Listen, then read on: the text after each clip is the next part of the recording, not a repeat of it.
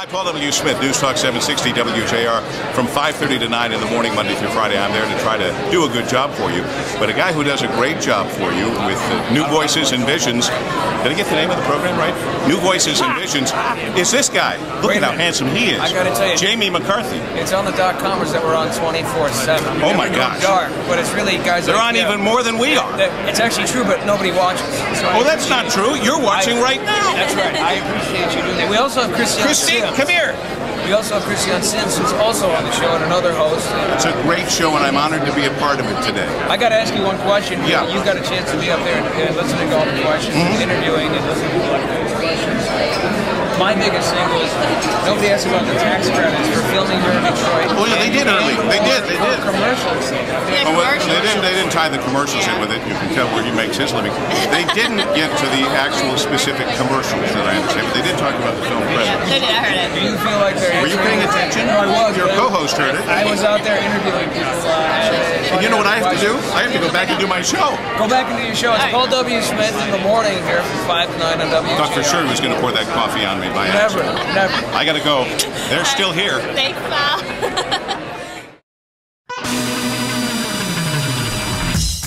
News Talk 760 WJR presents New Voices and Visions. Now, here's Jamie McCarthy.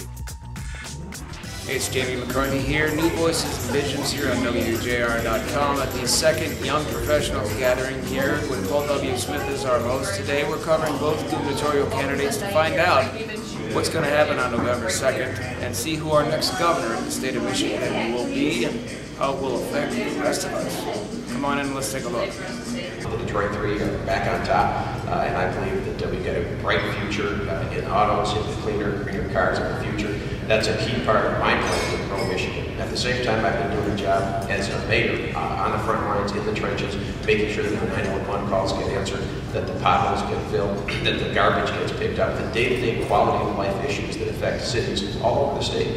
And you know, if our cities are working, our state will be working. The fastest growing states have the fastest growing cities in them. And myself and my running mate Brenda Lawrence, the mayor of Southfield, we have a lot of experience, frontline experience of making government work. We've balanced budgets. We've both got a AA+ credit rating in our cities. I've balanced every budget on time.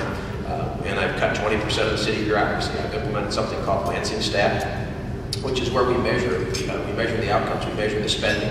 We've done this for the last three or 4 years. I didn't just do it to run for governor. And that's why we get results. You know, we've reduced the size of the government. I've cut $42 billion in deficit without raising taxes, maintained the city's AA+ credit rating. It wasn't easy, especially with this tough economy. So I've been on the front lines making some of the tough decisions, that, similar to the tough decisions we're going to have to make in the state of Michigan. I've got a plan to turn things around. I call it the Main Street agenda. Main Street, not Wall Street. And what we've done in Lansing, we can do in the state of Michigan. I ask voters to please compare my plan, my economic plan, which is loaded with specifics, many tried and true practices that we've done in Lansing that have helped make Lansing the #1 fastest growing economy in the state of Michigan. We can do that for the state. I've got a plan, the Main Street agenda. I hope folks will check it out at Virg.com. I hope they'll compare it to my opponent's so-called plan. I think mine has a lot of specifics as opposed to just generics. It's got specific things that we can do, like the Main Street Bank, like Make It in Michigan for Free, a bold new plan to put Michigan back on the map economically and really put down the welcome mat for business. We have a state where many young people are leaving at an alarming rate, and we need to turn that around. And there are 3 layers to that to start with. The first layer is we need more and better jobs. And to do that, government's role is not to create jobs, it's to create an environment where jobs can flourish. And that gets to tax reform. It is time to eliminate the Michigan business tax and replace it with a flat 6% corporate net income tax. Our regulatory environment's messed up. Lansing is treating people as if they're bad and should be controlled. That's backwards. The average person is a good, honest person, as is the organizations. We need to focus on the exceptions and problems. And it is time for customer service government to treat you, the citizen, as the customer. Now, in terms of the next issue was quality of place. We're losing many young people because they've moved to Chicago or other urban areas. Not all young people, but many are looking for that urban experience. And that's one reason, both in my vision and my plan, I talk about the need to restore our central cities. In particular, Michigan cannot be a great state if Detroit is not on the path to being a great city again. It's fundamental. Again, there was a newspaper article that said there are 70,000 MSU U of M alumni in Chicago. What would our economy be like if they would have stayed in Michigan? The third level, though, beyond quality of place, that we can do immediately. And it's not about government spending money, it's about people helping people, is mentorship programs.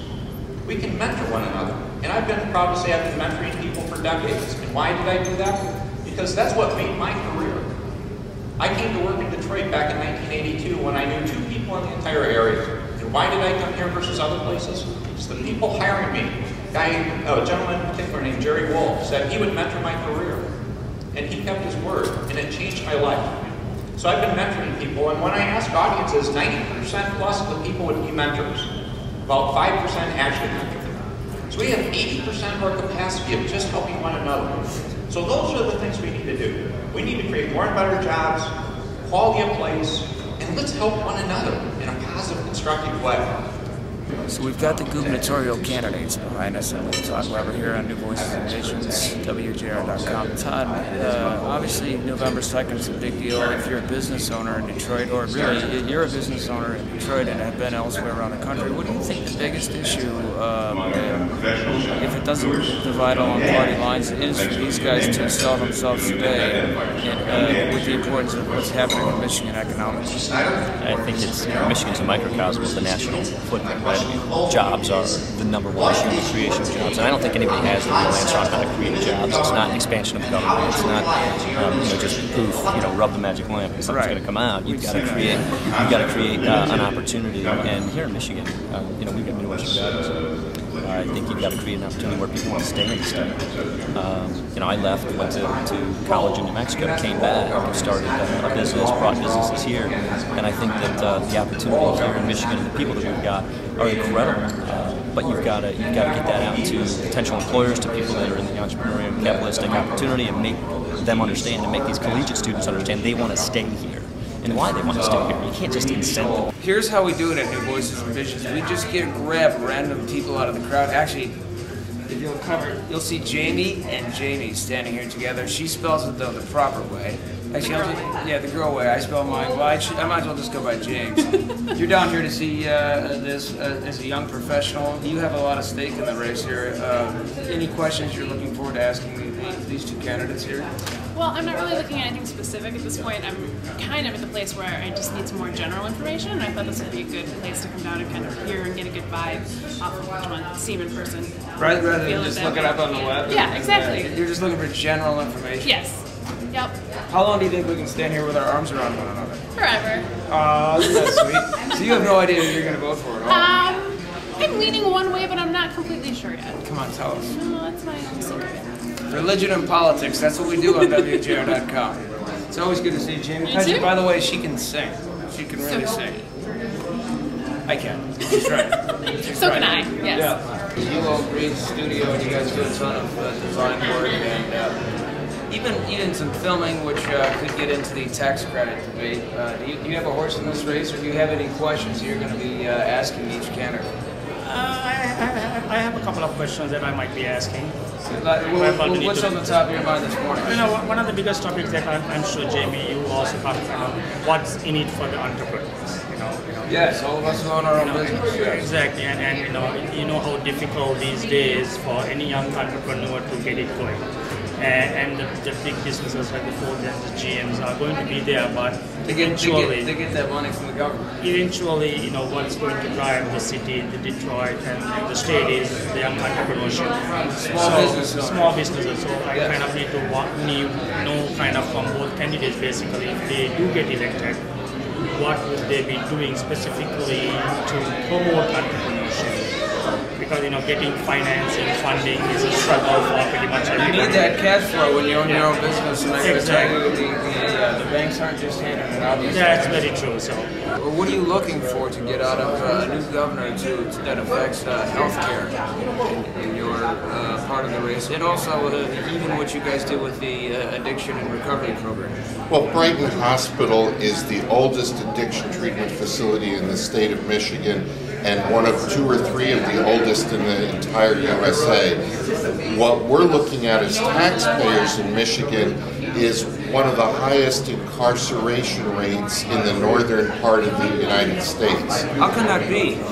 Well, with what happens is almost 2/3 of the prison population in Michigan are people who have one or another kind of drug-related problem that's underneath the bus and the crime and the DUIs and business failures and all kinds of things. So with addiction being a huge issue, as a taxpayer, it actually might cost us a hell of a lot less to treat, to monitor for long-term, to random test, to do all the things that succeed in rehabilitating others who are not in the criminal population, might cost a lot less to the taxpayers than just having these huge rates of incarceration. The correction system in Michigan is the single largest chunk of employees in the state. So as an addiction hospital, we'd like to see something that would be a mecca for treatment and return to quality of life for those who have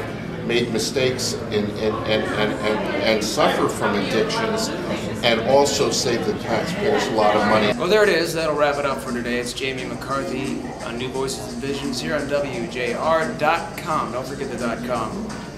We're open live 24/7. That's right, on your interweb. Actually, it's the internet. Check us out. We're going to be going down soon to the, well, it's a dangerous place down there at the Fox Theater, but we'll be covering some roller derby. And Eric Anderson and I will also be covering our post-review of the movie Jackass 3 in 3D. And he'll be pushing me around town in a shopping cart. Until then, I'll see you.